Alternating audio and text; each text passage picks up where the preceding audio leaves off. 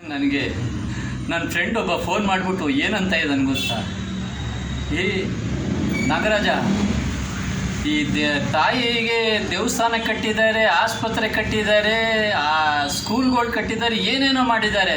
ಆದರೆ ಯಾರು ಗಾಯತ್ರಿ ಮಂತ್ರನ ಅವ್ರ ತಂದೆ ತಾಯಿ ಮೇಲೆ ಹೇಳಿಲ್ಲ. ನಿಜವಾಗ್ಲೂ ನೀನು ನಿಜವಾಗ್ಲೂ ಗ್ರೇಟ್, ಅದು ಪ್ರಥಮ ಆಗ್ತೀಯ ನೀನು ಅಂದರು.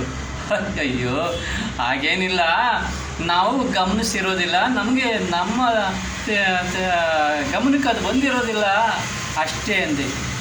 ಆದರೂ ಪರವಾಗಿಲ್ಲ ನೋಡಿ, ತಂದೆ ತಾಯಿ ಸ್ಮರಣೆ ಮಾಡಿದ್ರೆ ಒಳ್ಳೇದಾಗ್ದಲೇ ಇರ್ಬೋದು, ಆದರೆ ಕೆಟ್ಟದಂತೂ ಆಗೋದಿಲ್ಲ ಅನ್ನೋದಕ್ಕೆ ನಾನೇ ನಿಜ ಉದಾಹರಣೆ.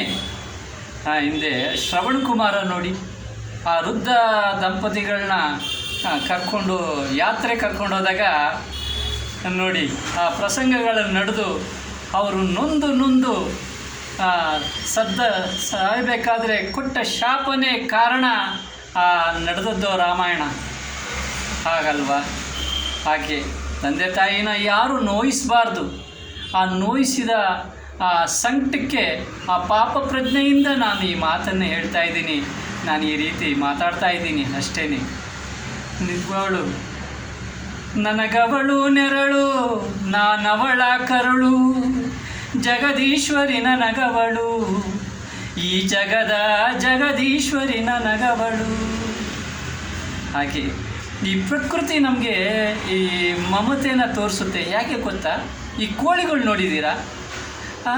ಆ ಪುಟ್ಟ ಕೋಳಿ ಆಗ್ತಾನೆ ಮೊಟ್ಟೆಯಿಂದ ಬಂದಿರ್ತಾವ್ರಿ. ಆ ಕೋಳಿ ಮರಿಗಳು ಒಂದು ಸ್ವಲ್ಪ ಸದ್ದಾದ್ರೂ ಪರವಾಗಿಲ್ಲ, ಆ ಕೋಳಿ ತಾಯಿ ಕೋಳಿ ರೆಕ್ಕೆ ಹೊಡಿಗೆ ಹೋಗಿ ಸೇರ್ಕೊಂಡ್ಬಿಡ್ತವೆ. ಏನೋ ಆನಂದ ಆಗುತ್ತೆ ಅವು ನೋಡ್ತಾ ಇದ್ರೆ.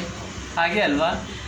ಅದು ಆಡಿದೆ ನೋಡಿ ಒಂದು, ಸೇವಂತಿಗೆ ಚೆಂಡಿನಂಥ ಮುದ್ದು ಕೋಳಿ, ತಾಯಿ ಮಡಿಲಿನಲ್ಲಿ ಬೀಡು ಬಿಟ್ಟ ಮುದ್ದು ಕೋಳಿ, ಅಮ್ಮನಿಟ್ಟುದೇ ಅಮೃತ ಎನ್ನುವ ಕೋಳಿ, ಅಮ್ಮನಿಟ್ಟುದೇ ಅಮೃತ ಎನ್ನುವ ಕೋಳಿ, ಒಳ್ಳೆ ನಲ್ಮೆಯಿಂದ ಬೆಳೆದು ಬಂದ ಮುದ್ದು ಕೋಳಿ.